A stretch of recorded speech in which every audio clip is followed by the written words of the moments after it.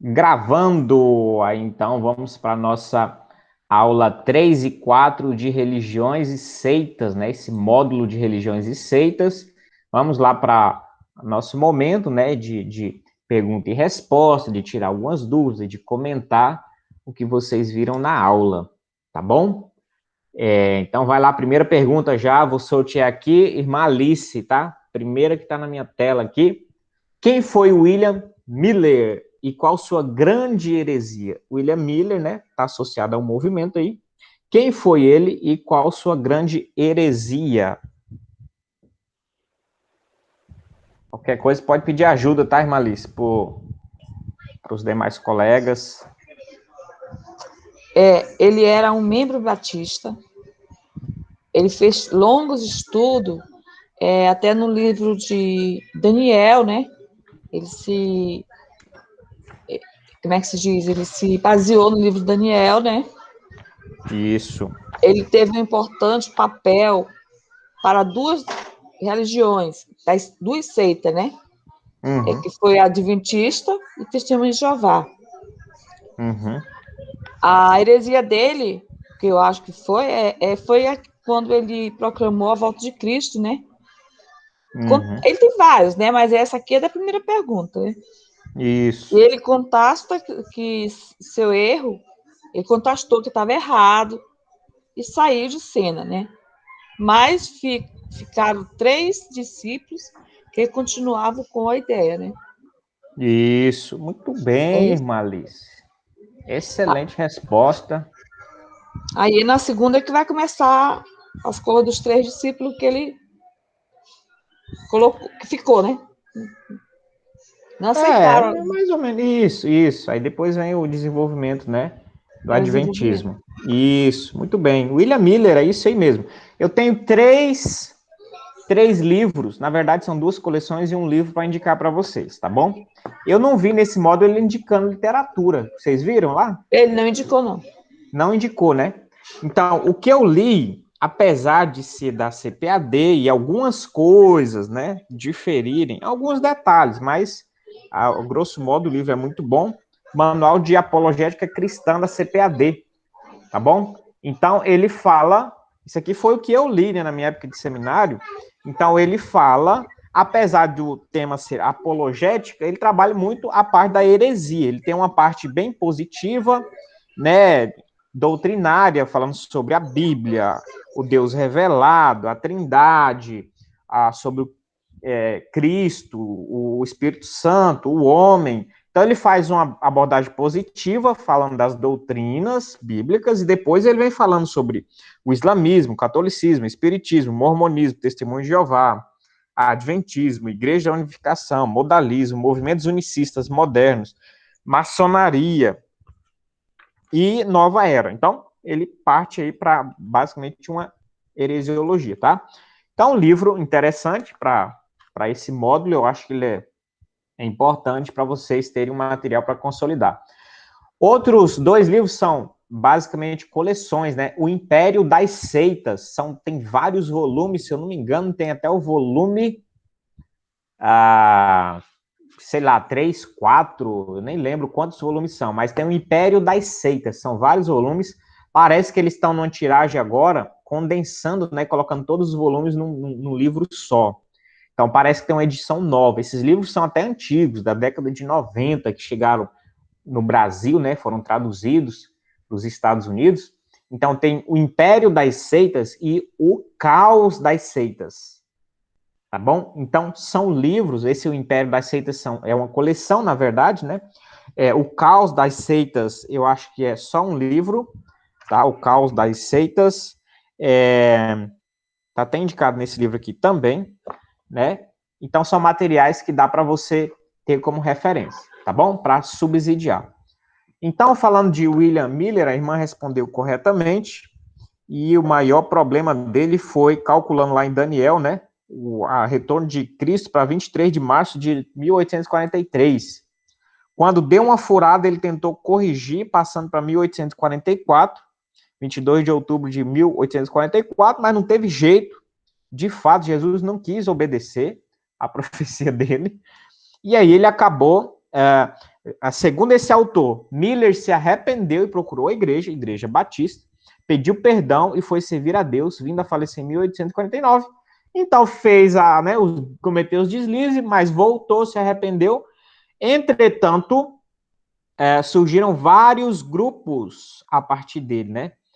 Hiram Edson, Joseph Bates e James White, com sua esposa Ellen Goldwhite, eram os principais proeminentes, né, depois do movimento adventista, que é a segunda pergunta já, né? Eu já estou entrando aí na segunda pergunta. Parabéns, Imali, está certíssimo.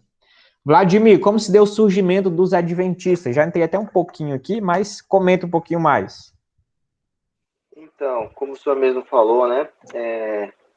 Depois que o William Miller se arrependeu e houve o grande desapontamento lá na segunda metade do século XIX, os três seguidores deles mais ferrenhos ali, né?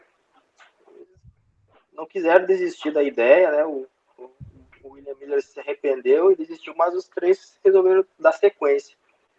E aí, cada um deles com alguma característica mais específica, né? Um puxando para o sabatismo, a Ellen White, né, com as revelações dela, foi considerada uma voz profética para aqueles tempos, para a igreja, e a partir disso eles deram sequência nesse movimento e acabaram fundando o que hoje nós conhecemos como a Igreja Adventista do Sétimo Dia, né? Então, infelizmente, né, a partir de um engano de um homem, acabou, né, alastrando esse engano para muitas pessoas aí, até hoje. Isso, muito bem. Bem comentado. Aqui, ó, no livro, ele mostra, então, certinho o nome dos três e quem, né, que é a corrente que cada um, né, desenvolveu. Como o Vladimir falou, um puxou mais para observância do sábado, o casal White, né, o James e a Ellen Goldwhite, né, mais para as revelações e visões, né, e teve o Hiram Edson, que tentou dar uma recalchutada na profecia, né, da vinda de Jesus Cristo. Então, segundo ele, a profecia valeu e foi válida. O que Miller teria errado não foi nem a volta de Cristo, mas o local. Então, de fato, Jesus haveria, de fato, vindo, né, teve uma volta, mas uma volta em que ele entrou nos Santos dos Santos. Então, ele adentrou ainda mais, e teve uma movimentação no céu.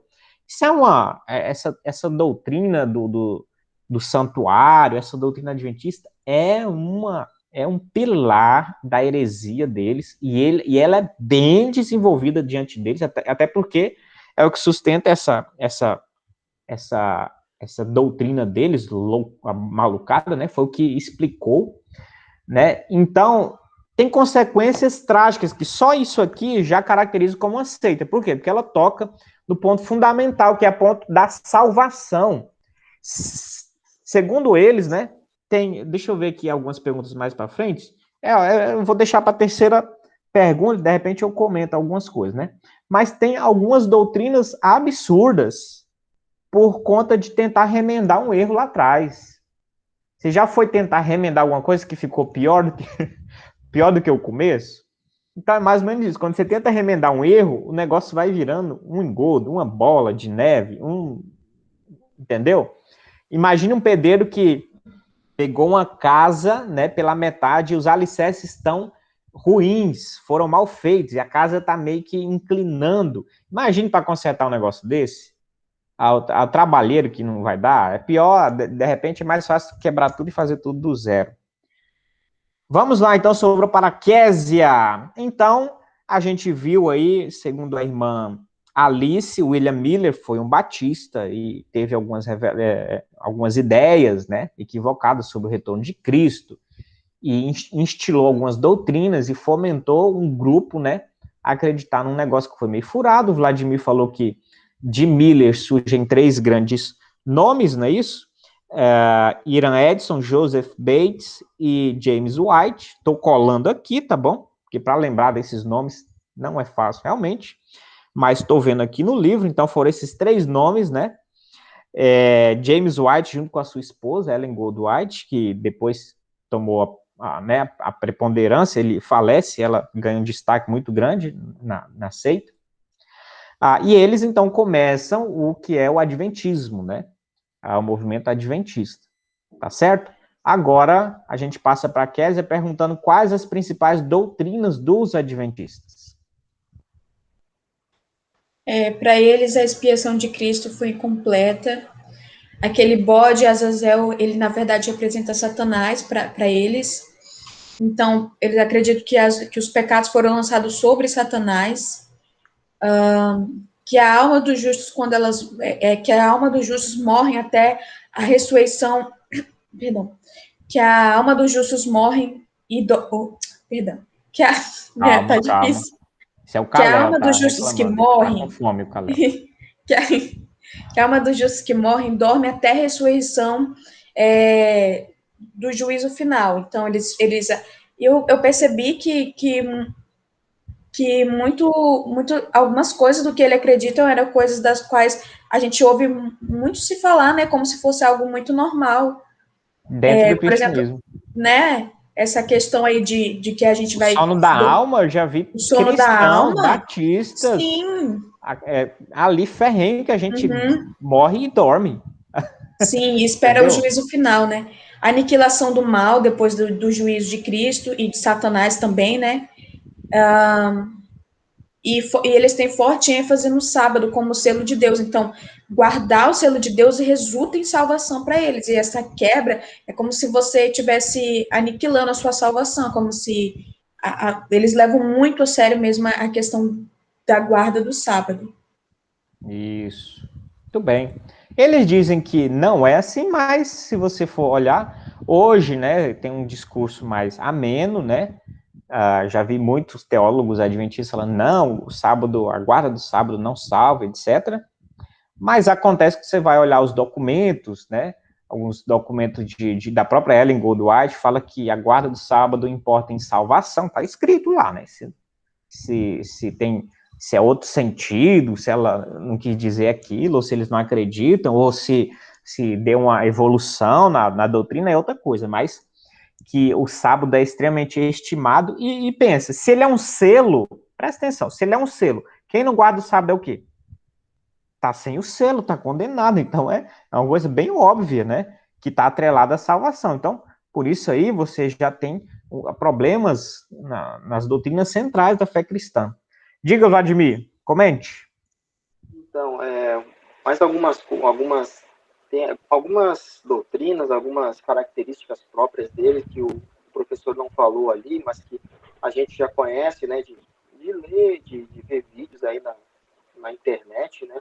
Agora, uma coisa que me chamou a atenção é que ele colocou ali uma questão lá dos Testemunhos de Jeová, que eu nunca tinha visto falar nos Testemunhos de Jeová, mas no Adventismo eu já vi várias vezes o pessoal falando e defendendo isso, inclusive até em debates, né, em rede de televisão, é que para eles Jesus é o Arcanjo Miguel, para o pessoal adventista. E na aula o professor falou que os Testemunhos de Jeová também têm esse entendimento, né? Eu não sabia, né, que os Testemunhos de Jeová tinham esse entendimento, mas os adventistas eu tenho certeza que eles têm esse entendimento, porque já vi várias vezes eles defendendo essa questão aí, tanto na internet como até mesmo nos canais de televisão aí. E fora outras coisas, né, que a proibição de certos alimentos, né, ele tem uma conduta muito rígida aí com a alimentação, aí baseado lá no Antigo Testamento, que eles trazem, né, para os dias de hoje. E também tem uma questão que muitas pessoas não sabem, mas eles praticam o rebatismo no caso de pecado. Se a pessoa cai em pecado, ela tem que se arrepender, ela tem que confessar, se arrepender e após isso tem que se batizar de novo. Essa também é uma das características deles. Eles também têm a questão de não, por exemplo, eles não podem doar sangue. Os Testemunhos de Jeová. Né? Os Testemunhos de Jeová. Sim. Agora eu não sei bem assim o porquê, É Qual a uma explicação? leitura bem radical de Levítico, né? Que diz que a vida está no sangue. Então, eles têm literalmente essa ideia de você perder a vida ou transmitir vida. E também tem escrito que você não pode comer sangue, né? Então, não comerás sangue, porque a vida está no sangue. Então, se você tem o sangue direto, você também estaria infringindo esse mandamento, né? Então, são muito veterotestamentários. Eles estão, às vezes, presos no Antigo Testamento, naquelas leis praticamente ipsis literis daquele jeito, né? Não comer sangue. Então, se está lá escrito, então é proibido. Mas lá está escrito também, se seu filho for mal ouvido, pega ele, vai lá e apedreja em praça pública. E isso não se faz, não é isso? Então, tem que se saber que a aplicação da lei é diferente, isso que tem que se entender, né? O princípio até existe hoje, de certo modo, alguns princípios da lei, não estou falando desse agora do sangue, mas os princípios da lei moral estão em voga. As aplicações, e como eu observo a lei, tem a mudança para o Novo Testamento, a nova aliança, a forma de observar na nova aliança. Por exemplo, o adultério, tanto no Antigo Testamento como no Novo Testamento, eles são condenáveis. No Antigo Testamento mandava matar o esposo e a esposa. No Novo Testamento a aplicação é diferente. Certo? Até porque nós não estamos numa teocracia, nós estamos... A igreja está espalhada pelo mundo e o Senhor mesmo fala para nós sermos submissos aos governos, às questões civis governamentais naquilo que não infringe a lei de Deus. E o próprio governo tem uma punição, né, ou pelo menos tinha, não no caso do adultério, mas em caso, tinha antigamente, né, a pessoa poderia se separar por justa causa, tinha processo na justiça, o homem tinha que indenizar a mulher. Hoje aqui também já está se abolindo isso. Mas, por exemplo, outras questões, o próprio governo cuida, questão de assassinato, questão de roubo, tudo está na lei de Deus, são princípios legais que são aplicados de outra maneira no Novo Testamento, né? Diga, Vladimir, você levantou a mão?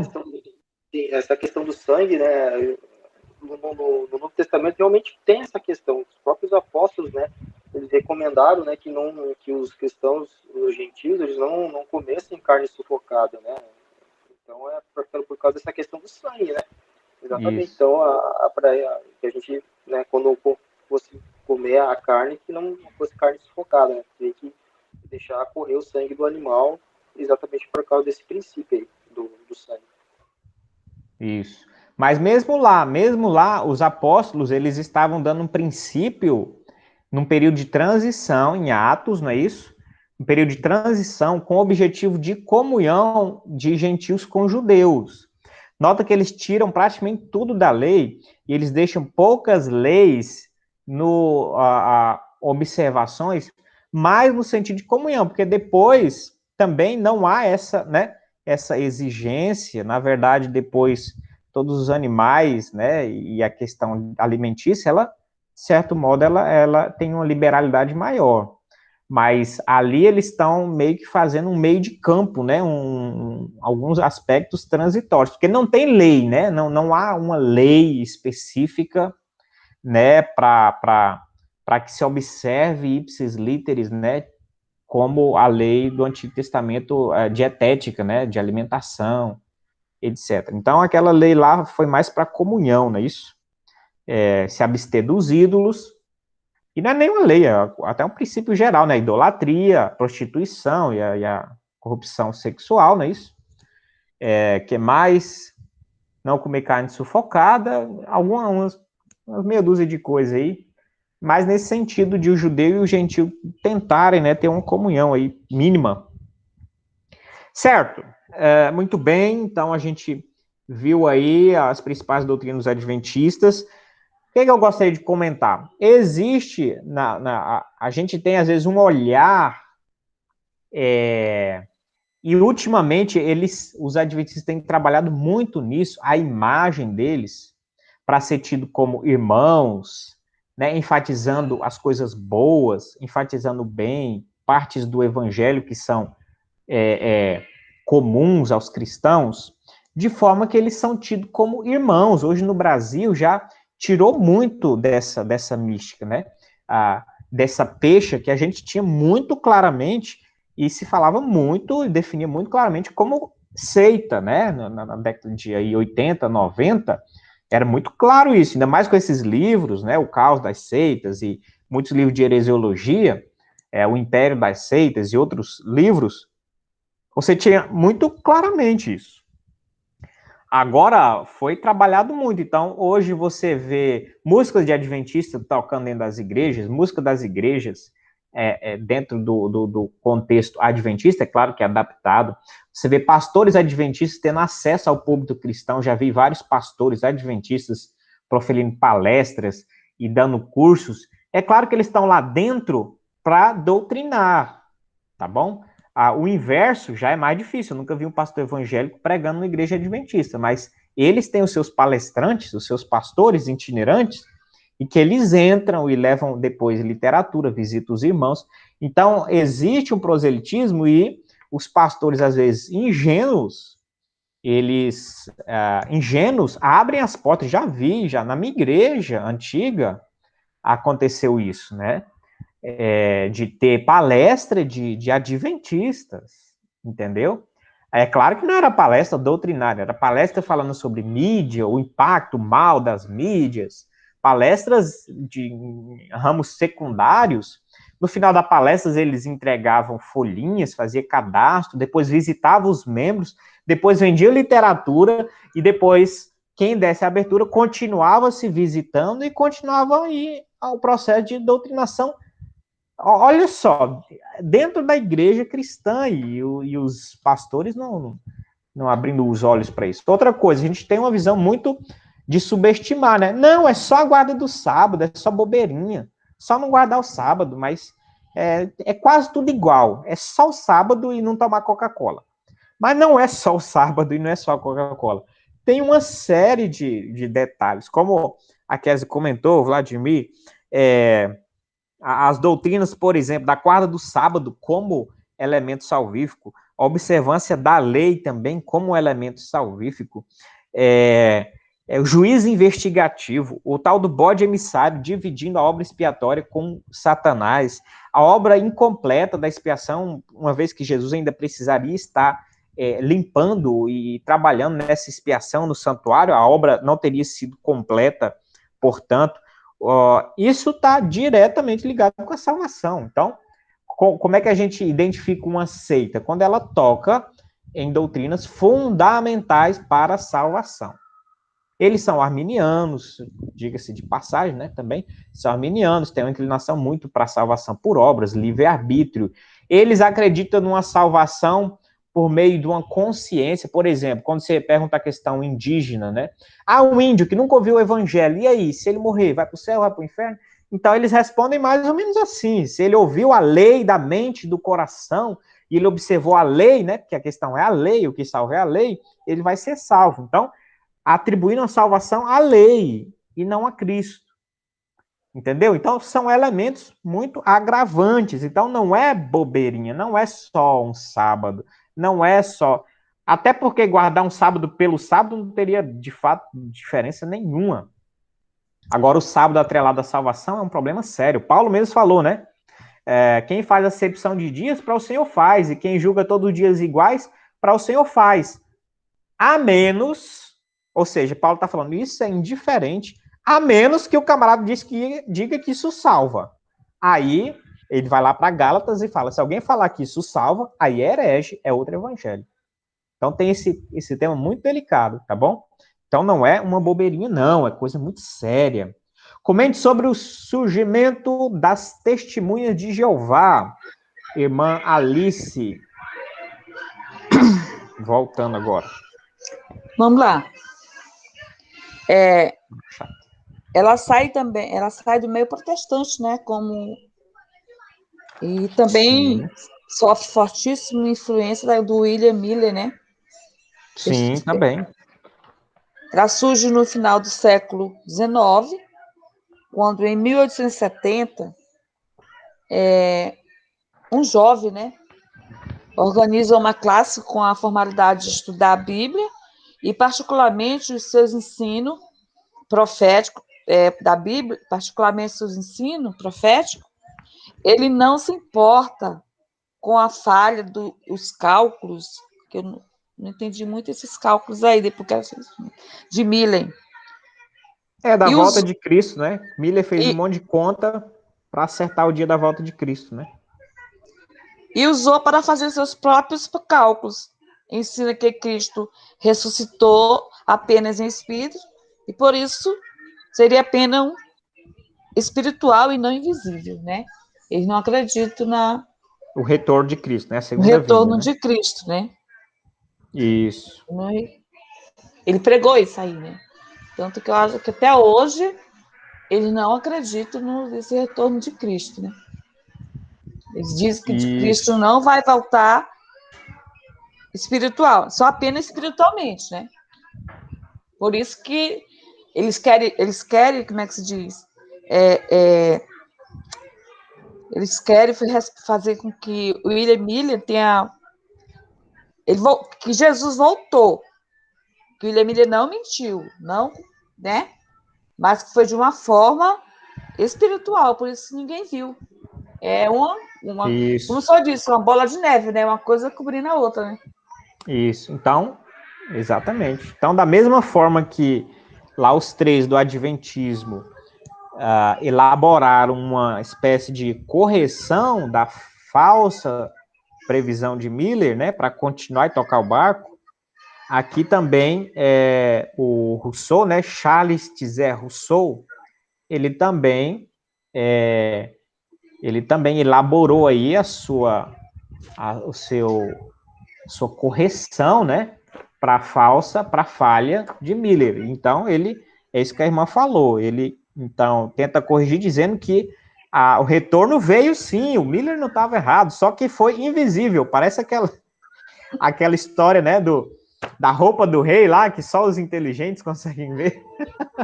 O retorno veio, mas ele é invisível, só falta ele falar assim, só os inteligentes conseguiram ver, né? Mas foi essa tentativa, né, de correção, né? Falou que Jesus veio mesmo, só que foi invisível e tal. E, né, continuou elaborando suas doutrinas e esse emaranhado sistematizado de heresias, o que surge? Quando tem uma congregação que apoia isso, abraça uma igreja, uma seita, né? Então surge a seita mais ou menos nesses parâmetros aí. Tá certo? É interessante que ele era congregacional, né? Olha só, gente. Congregacional é praticamente um batista, né? Ele tem muita semelhança com o batista, né? Os ramos lá da igreja protestante, assim, mais na linha reformada, né? Então são o quê? O presbiterianismo, os congregacionais e os batistas. Essas três grandes linhas, né?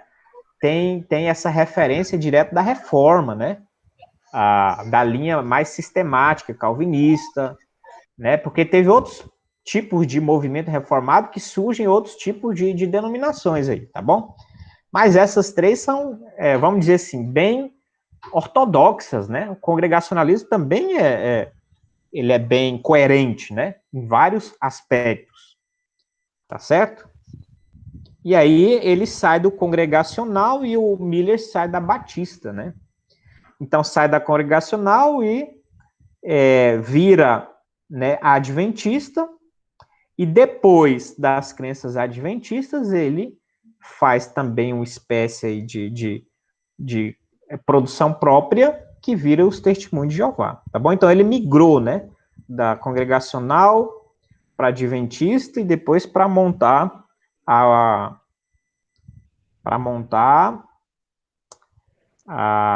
essa aqui, fugiu o nome agora, os Testemunhos de Jeová. Tá vindo Universal do Reino de Deus na minha mente. Saiu para afundar e tava na minha mente Universal. Que negócio de Universal? Universal já é outro assunto. Tá certo, irmãos? Muito bem. Então, quais as principais doutrinas dos Testemunhos de Jeová, Vladimir? Você pode elencar aí. E a Kézia agora, não. A Kézia? Vai lá, Kézia. Na verdade, é você. Mas se quiser, eu posso responder. É porque a irmã Alice, você e eu. Então Não, mas beleza. Então, vamos lá. Quais as principais doutrinas da Testemunha de Jeová? Então, eles negam a divindade de Cristo, né? Porque para eles só tem Jeová. Então, para eles, Cristo ele é um ser criado, né? O professor disse até que eles identificam Jesus como o arcanjo Miguel. Eles são aniquilacionistas, né? Eles não acreditam na punição eterna do inferno. O cara cai no inferno, aí já morre lá e já fica por isso mesmo, né? Não fica mais sofrendo a eternidade lá. Né? Então eles têm esse sentimento. O sono da alma também, eles compartilham isso com os adventistas do sétimo dia. Eles não aceitam prestar serviço militar, que entendem que isso é idolatria, não pode fazer nenhum tipo de juramento, por exemplo, a bandeira, essas coisas, né? Eles não pegam em armas, não aceitam a transfusão de sangue, como a gente já comentou anteriormente, né? São exclusivistas, né? Só eles têm o entendimento certo e correto, e portanto a salvação só está lá na organização religiosa deles, e eles entendem que a interpretação bíblica correta só pode vir do corpo governante, que é a entidade máxima deles lá, que é um grupo de pessoas que dissemina a interpretação correta, né, da Bíblia. Inclusive a própria Bíblia, eles tiveram coragem de editar uma Bíblia própria, né, dando crédito às heresias deles, só que Sim. é uma Bíblia totalmente distorcida, né? Tanto é que eles não informam quem foi as pessoas que fizeram essa tradução, alegando que essas pessoas são muito humildes, elas não querem crédito, né? A glória de Deus, aquela coisa toda, mas a gente sabe que no fundo é para mascarar, né? Essa distorção aí que eles fizeram nessa, né, que é o não me lembro agora o nome dessa Bíblia, mas ela tem um nome específico. A tradução Novo Mundo. Isso. A tradução do Novo Mundo aí das Escrituras. Basicamente é isso. Muito bem. Isso mesmo. Então, a doutrina da Trindade, então, eles desmancham, né? Praticamente. Então, eles estão mais ou menos presos no Antigo Testamento. Essa é a grande realidade, né? Eles ficaram presos no Antigo Testamento. Esse é um grande problema, né? Então, a doutrina da Trindade também não é tão desenvolvida no Antigo Testamento. O judeu, né? Tanto é que Jesus veio e ele não acreditou, não confiou em Jesus como Messias. Falar que Jesus era Deus era uma blasfêmia. Então, ficou judeu, né? E Malice, quer comentar? Pode falar. Não, eu comentar que o que o professor falou aqui também, que eles põem Jesus lá muito inferior, né? A posição de Jesus é muito inferior para eles. E eles ensinam também que a salvação do homem é pelo homem, né? Sim, tem que ter obras, Jeová, né? A lei, aquela coisa toda. Que Jesus era apenas um coadjuvante, um ser criado pelo Jeová, não era divino. Que perigo isso, cara. Isso é um perigo.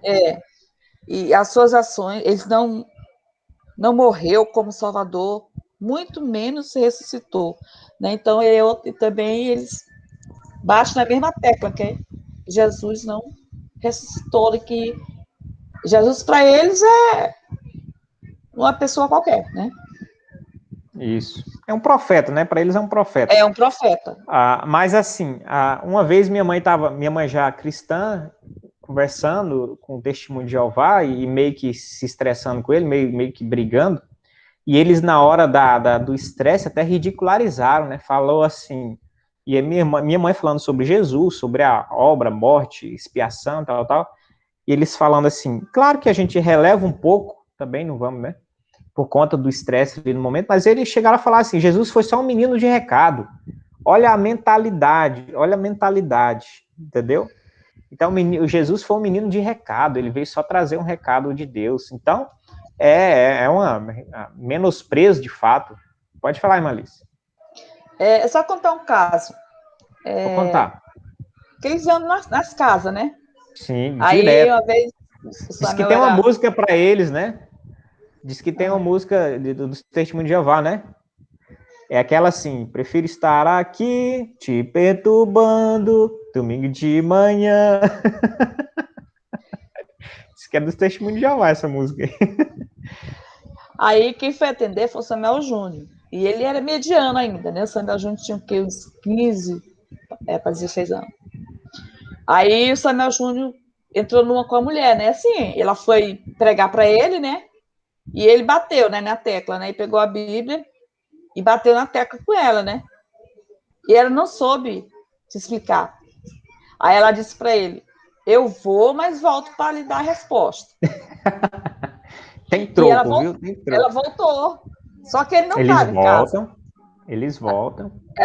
Ele não estava em casa, eu disse: ó, senhora, ele não está em casa. Se foi ele que falou com a senhora, eu não sei nem o que foi que vocês falaram, que ele falou muito tempo com ela, né? Aí ela foi embora, não voltou mais, né? Mas eles voltaram, né? Eu achei interessante que ela foi e disse que ia voltar para dar a resposta para ele, né? Sim, e volta mesmo. Eu tenho um caos também, quando eu estava no seminário, estudante, né? No período, né, do seminário, não quando eu estava lá, no período de seminário, né? Aí eu morava sozinho na época, num prédio, num apartamento, né? E eu não sei como alguém, né, deixou eles entrarem no prédio, abriu, né, o portão lá. Não era esses prédios chiques, né, condomínio fechado, tal. Cada morador tinha sua chavezinha lá, entrava, né, tal. E eu acho que eles pediram, né, permissão, e eles passaram de casa em casa, entregando, né, colocando debaixo da porta dos apartamentos. Então, era três andares, né, eles colocaram debaixo das portas, o folhetim deles, tal. Só que a minha porta estava aberta e eu estava, né, na sala estudando, tal, até com um livro de teologia na mesa, estudando, meu período de seminário, tal. E eles chegaram lá: bom dia, tal, vim trazer um folhetim, tal. Falei: que bom, obrigado, eu sou cristão também, evangélico, sou estudante da palavra de Deus e tal. Vamos sentar aí. Para que eu falei para eles sentar? Foi mais de 2 horas de conversa. E pau, e vai, e vem. E eles já botando negócio de Apocalipse. Na época eu não entendia muito bem de Apocalipse. E aí eu falei assim, mas em vai, vocês vão começar de trás para frente? Vocês começam a evangelizar pelo Apocalipse? Já fiz umas perguntas assim, mas vocês vão evangelizar pelo Apocalipse? Começa de trás para frente, é?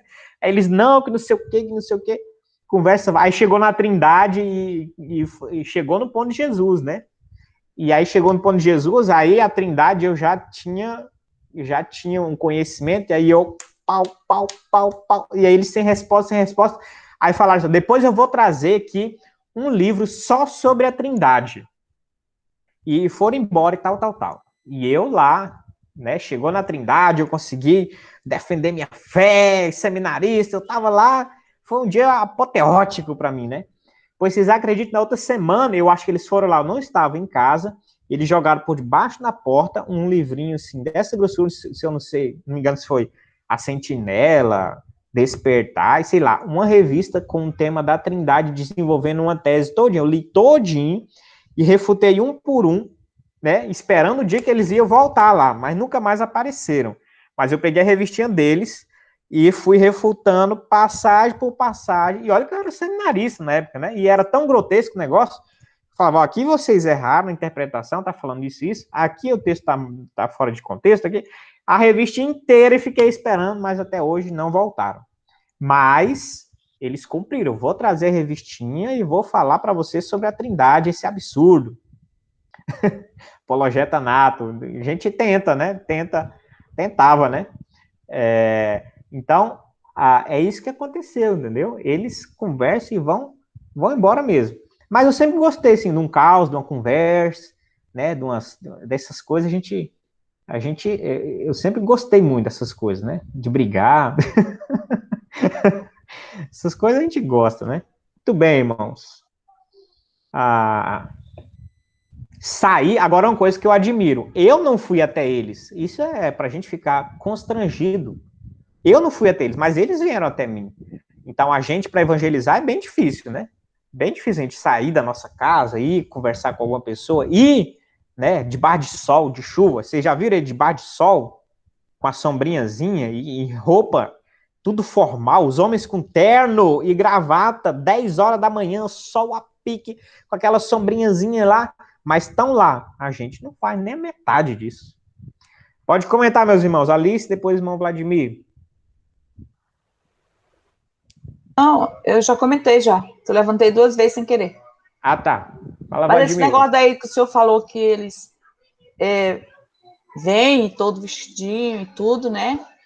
Eles têm uma meta a bater, né, pastor? Eles fazem isso porque Também. Não é tem uma também. meta a bater lá com a igreja deles, né? Também não é tão voluntário assim, né? Mas estão fazendo alguma coisa, né? A gente não tem nenhuma meta. Sim. A gente não tem nenhuma meta e depois que a gente alcança a meta, quer dobrar a meta. Aí não dá. Diga, Vladimir. Então, essa questão aí, como a irmã falou, né, isso aí influencia na salvação deles. Então, essa questão não é tanto por amor aos perdidos, é porque isso aí influencia na salvação deles, lá, de acordo com a doutrina deles. Então, isso aí é uma... Na realidade, eles estão fazendo isso mais em prol deles mesmo do que em prol de nós, os perdidos, segundo eles, né? Então, tem que levar isso em conta também. Né? Também, né? Tá bom, então. Então, melhorou de novo um pouco para nós, mas a gente tem que ser, de novo, mais aguerridos no evangelismo. Vamos para a próxima aqui. Aula 13, então, finaliza. Trabalhou muito o adventismo, o jeovismo. É claro que isso é um panorama. Tem muito mais coisa. Vocês sabem disso. Tem muito mais detalhes. Tem uma estrutura inteira, né? E é claro também que você vai se aprofundar muito nisso se você precisar, né? E se você tiver algum alvo objetivo. É bom você ter essa visão geral e no momento que você precisar, tem um amigo, tem um evangelismo, alguma coisa, precisa responder, vai lá e aprofunda, porque de fato, a não ser que você queira ser um especialista em heresiologia, de fato é muita coisa para você estudar, não é isso? O sistema inteiro, né? Então, essa visão panorâmica é só para a gente estar vacinado, os principais erros, ó, os pontos mais nevrálgicos ali, mas é claro que tem muito mais coisa esquisita, que só ali na prática, no dia a dia, ou bebendo muito, lendo muito, tentando entender, que você vai ver com mais profundidade. Isso quem é especialista em heresiologia, então, pesquisa muito, sabe de cor, né? Quem tem mais esse ministério apologético, então, é muito a área de quem tem essa vocação, tá bom? Uma coisa estranha, por exemplo, dos adventistas, eles praticam o lava-pés no momento da ceia. Então, interessante, é como uma lei, né? O lava-pés de Cristo, que foi ali um momento, um símbolo, né, uma ocorrência, para eles virou quase que um elemento obrigatório da ceia. Então, toda ceia tem lava-pés, por exemplo, né? Tem a cerimônia de lava-pés, etc. Pelo menos até onde eu sei. Posso estar enganado também, mas até onde eu sei, é instituído lá também o lava-pés. Então, algumas coisas a lei dietética, né? Você tem uma pressão muito grande. Você tomar Coca-Cola lá, comer uma carne, um churrasco, nem pensar. Carne de porco, uma galinha cabidela, jamais, é um sacrilégio. Uma série de outras coisas, comida industrializada, esse arroz industrializado, enlatados. Isso tudo é meio que até herético. Então, você tem uma pressão muito grande para você ter uma alimentação muito saudável, muito natural. A tendência é ter uma alimentação natural, tá bom? Nada de processado, industrializado, com química, com aditivos, com nada disso. Porque cuidar da saúde também é um mandamento, e se você não cuidar também leva à perdição, é pecado. Não é que é prejudicial, não é um equívoco, não é que não seja recomendável, é pecado. Então, por exemplo, eu posso falar para os irmãos que não é recomendável você comer um churrasco gordurento e frequentemente gorduroso, porque isso pode causar um mal à sua saúde e a longo prazo pode causar problema de colesterol e etc, etc. Então, é recomendável. Para eles, não é recomendável, é pecado. Estão entendendo a diferença aí da tonalidade? Então, é pecado. Então, e o pecador, o que acontece? Quem é pecador e quem está atolado no pecado, você que come carne todo dia, você está atolado no pecado. O que acontece com quem está atolado no pecado? Condenação, não foi salvo. Então, é uma pressão muito grande em termos de situações secundárias, e aí vai embora.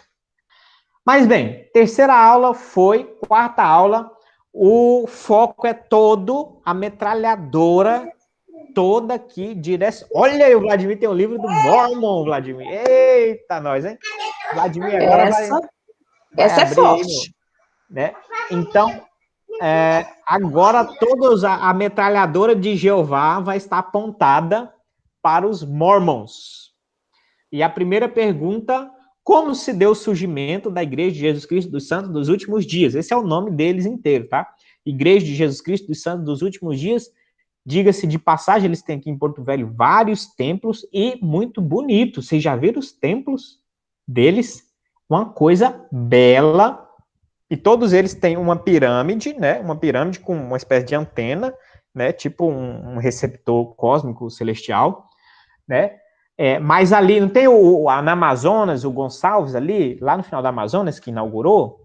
Se você pegar o Gonçalves à direita, praticamente no fundo do irmão Gonçalves, tem um templo muito bonito. Eu até fiquei admirado, como é belo, a construção é bela. Tem outra aqui para a banda aqui, não sei se é da Guaporé, da Caúla, sei lá. Tem um por aqui também. Tem vários templos, né, do Igreja de Jesus Cristo dos Santos dos Últimos Dias, os Mormons, né? Como se deu o surgimento, então? Quem é? A pergunta agora é a Késia, né? Késia, comente um pouco.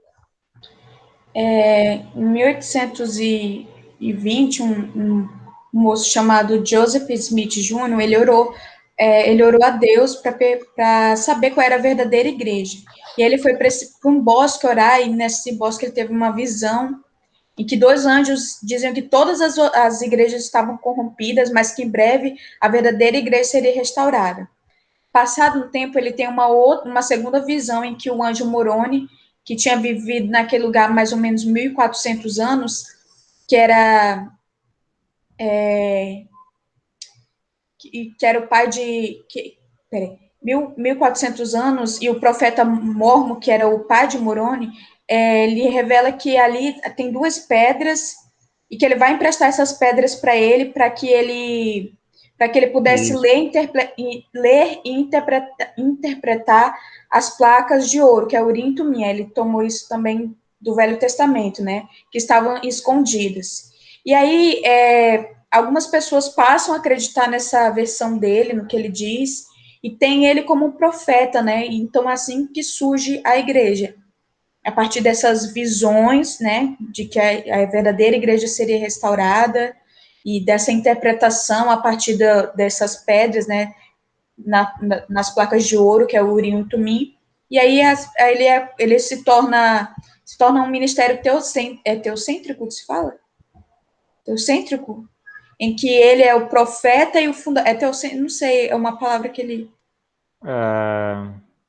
Eu sei o que você está querendo dizer. Não, mas não é essa palavra.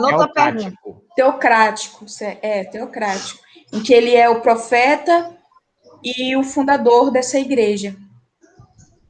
E assim, o governante, que, né? E o governante. E assim que se inicia, né? Muito bem. Muito bem. E traduzindo, né, esse livro, essas placas de ouro, né, esse livro de ouro aí, em placas de ouro, traduzido pelo Urim Tumim, deu a origem do livro de Mormon. Mostra aí de novo, Vladimir. Então, olha aí a tradução do livro de ouro. Olha aí, gente, um exemplar lá do que estava escrito no livro de ouro. Comente, Vladimir. Você levantou a mão aí. Esse aqui é o famoso. Joseph Olha aí, Smith. que galã. Que bonito, rapaz.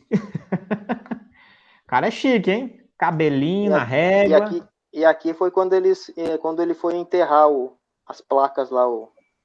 Ele estava enterrando as placas lá. Olha aí, que maravilha. Rapaz, tem no livro aí, né? Tem. Eu tenho esse livro aqui, acho que faz mais de 10 anos. Eu nem me lembro como é que eu consegui esse livro aqui. Mas devido à aula, né, eu fui atrás dele agora para mim ler. Mas eu li só a introdução. Só a introdução aqui, né? E dentro dessa introdução tem o testemunho escrito pelo próprio Joseph Smith. Ele conta os mínimos detalhes ali, como é que aconteceu o negócio. Rapaz, é uma coisa de filme. Esse cara tinha que ser roteirista lá de Hollywood. Uma oratória boa, né? Um diálogo não, assim. Rapaz, não é à toa, né? Assim, não é à toa que os caras conseguem crescer assim, tanto, né? Não subestimem, né? Não subestimem a inteligência, a capacidade literária. Por exemplo, vocês já leram Ellen White? Cara, ela é uma artista. Os livros dela são muito bons de ler. Não vale nada, mas são muito bons de ler, entendeu? Ela escreve muito bem, os caras são bons, entendeu? são bons na oratória, são bons literariamente, são bons na pregação, na arte de conversar, de falar, no sentido de pregar e de convencer as pessoas. Mas o que me chamou a atenção é porque, tipo assim, a história dele é muito absurda a coisa que ele escreveu aqui. O que me chama a atenção é que como é que ele conseguiu um pessoal para defender essa história dele aqui. Porque, veja bem, uma coisa é você dizer que tem uma visão, né? Outra coisa é você falar que você encontrou placas de ouro com uma escrita, né, de não sei quanto tempo atrás, e que você conseguiu traduzir. E, inclusive, aqui nessa introdução da Bíblia deles, ele tem um testemunho aqui de algumas pessoas, e elas alegam ali, parece que de pé junto, que elas viram essas placas, viram as pedras, e dão lá o testemunho deles lá, dizendo que eles viram lá. É umas 10, 12 pessoas mais ou menos ali que alegam, juram de pé junto que viram. Agora, veja bem, se o cara não inventou esse negócio, né? Se ele não inventou, bicho, coisa do capeta mesmo, bicho. Não tem outra explicação. Não tem outra explicação. É coisa assim de outro mundo mesmo, um negócio que não, é bem bolado, né? Bem arquitetado, né? Tudo bem, tem lá a sua sistematização, né? E tem que ter uma amarração, né? Assim, entre aspas, bem feita, senão também uma mentira muito deslavada não ganha débito, né? Tem que ser uma coisa que convence, depois outras pessoas começam a ser beneficiadas com isso, começam a ver alguma coisa, sentir, né? E aí começa a desenvolver, né? Outras pessoas vão, de certo modo, são beneficiadas e vamos usar o linguajar de abençoadas, né? Com o sistema, outras lideranças, outras começam a crescer as coisas, começa a girar dinheiro, começa a girar recurso, e aí vai, aí o negócio vai embora, certo?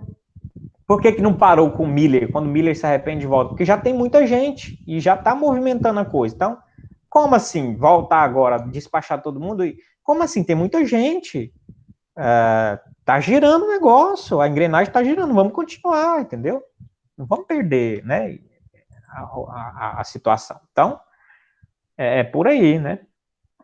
Então é difícil mesmo, uma situação difícil, né? Então o surgimento aí, rapidamente, né, um panorama com Joseph Smith, anjos, né, pedras de ouro, e traduções, e Urim Tumim, uma coisa bem exótica, né? 2, a Bíblia é a palavra de Deus para os Mormons? Comente. Agora é irmã Alice. Comente, irmã Alice. Bom, aqueles afirmam, né, que a Bíblia é a palavra de Deus, né? Mas que não há meios de verificar se a tradução dela é correta, porque eles falam que os apóstolos foram mexendo e alterando, né, o texto bíblico. E hoje eles não têm mais como verificar se a sua tradução é correta, né?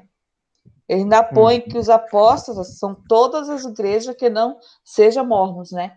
Então, eles dizem que mexeram na Escritura Sagrada e que eles não têm mais a convicção que ela seja a verdadeira, né? Foi quando eles criaram o próprio livro dos Mormons, né?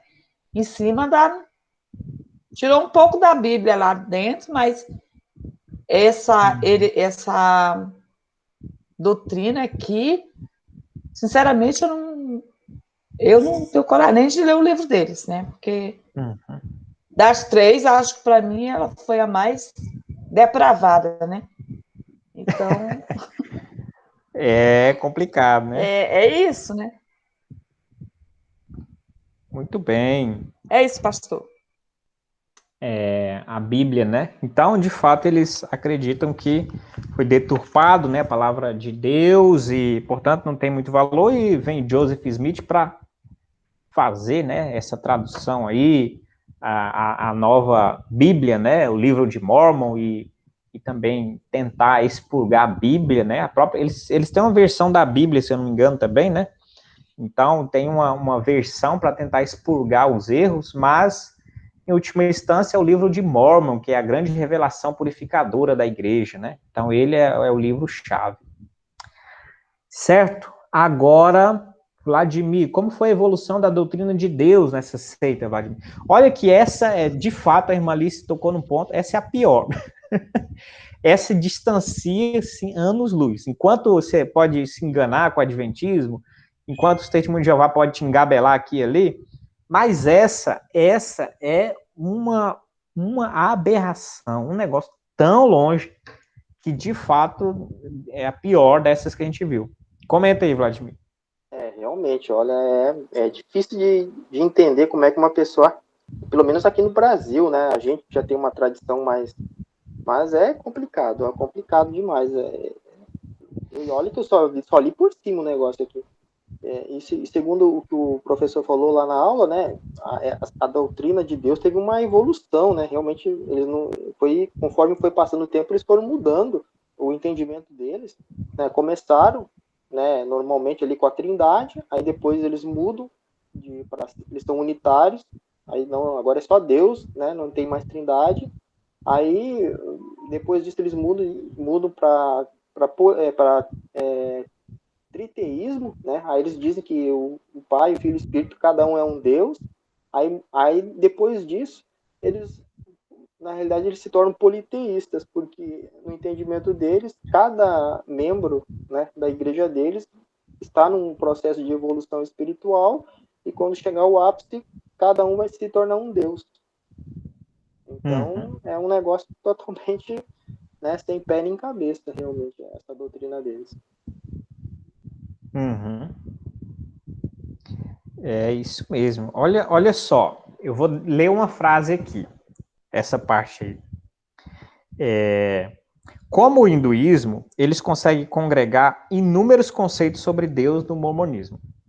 São politeístas e têm deuses para todos os gostos. Falam da Trindade para o trabalho de proselitismo com os crentes e citam o livro de Mormon, 2 Nef 31:21, tá, Vladimir? Depois você lê, 2 Nef 31:21 e Alma 11:44.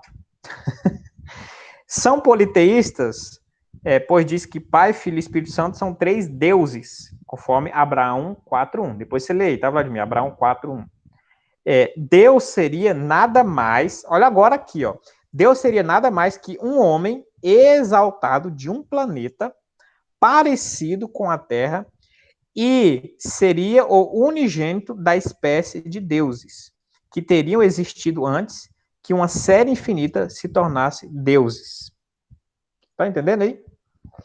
Afirmam ainda que Deus se casou, morreu, ressuscitou e se tornou Deus no céu.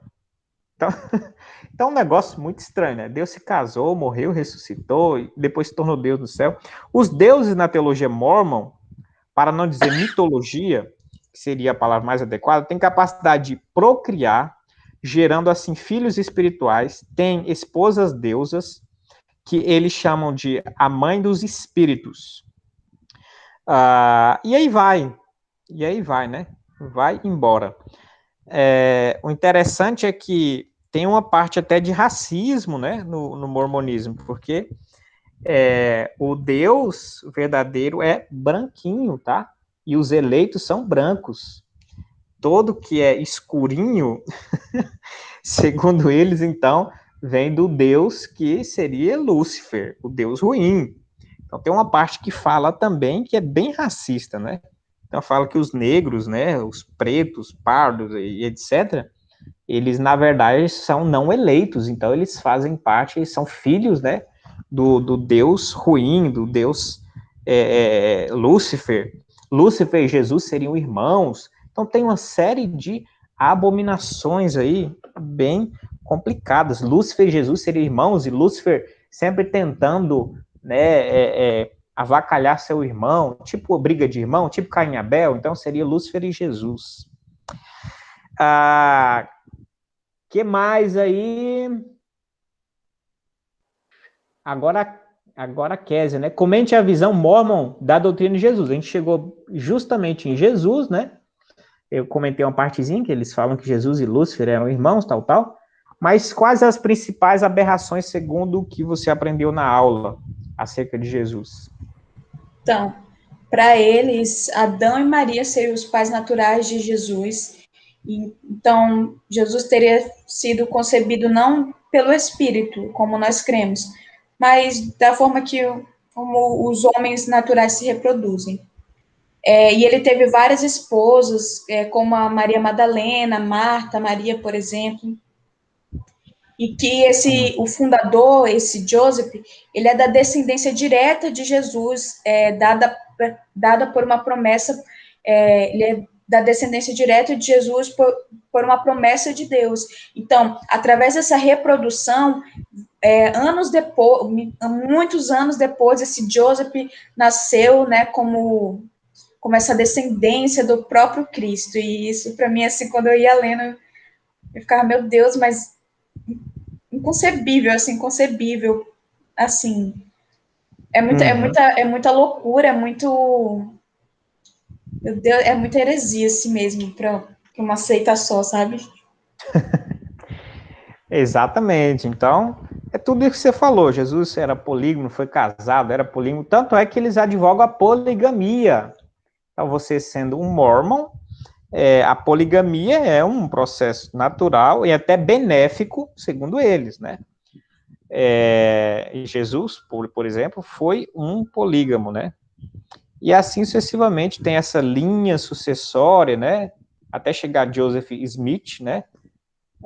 Uma linha de descendência de sangue de Jesus, até chegar em Joseph Smith e uma série de outras aberrações. Muito bem. De novo, um problema na espinha dorsal, né? Doutrinas fundamentais do cristianismo, que envolve Jesus, a salvação, por isso, seita, tá bom? Deixa eu ver o que mais aqui. Nesta seita, como é visto a questão da depravação total do homem? Como esse problema é resolvido? Irmã Alice, como é que é vista a questão da depravação total do homem? Nessa seita, eu acho que eles viajam muito, viu? Na maionese. Mas é que eles falam aqui que Adão, ele foi forçado, né, a desobedecer a ordem de Deus, para obedecer a uma ordem que era mais importante, que era para povoar a terra. Para os mormons, Deus se enganou em algum momento, né? Eles mexem diz até que Deus se enganou, né? Então, o pecado para ele da desobediência de Adão foi um ato heróico, né? Que fez com que nós estivéssemos aqui hoje, porque ele ponderou e resolveu cumprir e obedecer a mais importante das ordens, deixando a outra para um outro momento. Então, quer dizer, ele cumpriu a ordem da desobediência, né? E deixou para cumprir a ordem de Deus depois que tivesse alguma coisa para fazer, né? E eles pregam que a desobediência de Adão foi um ato que beneficiou a gente, né? Eles resolveram o problema assim, dizendo Isso. que Adão pecou, mas que o pecado de Adão é o contrário do que faz a palavra de Deus, né? Eles dizem que o pecado de Adão foi o que salvou a gente aqui, né? Pelo que eles querem dizer. Permitiu, né? Alguém quer comentar mais alguma coisa? Que permitiu, né, o desenvolvimento? Alguém quer comentar mais alguma coisa dessa parte aí? Vou ler uma parte aqui, deixa eu ver aqui como é que está a última pergunta. Antes do batismo, vou ler uma parte aqui sobre a salvação, tá bom? Eu acho interessante a gente enfatizar um pouco como é que é o mecanismo de salvação nos testemunhos de Jeová. A salvação do credo mormonista pode ser geral e individual. Geral significa que na consumação dos séculos, os incrédulos serão castigados e depois liberados para a salvação. Olha que coisa maravilhosa. Qual a vantagem? Deixa o povo viver. No final, eles vão ter um castigozinho, depois vão ser liberados e salvos, né? É tipo um universalismo, né?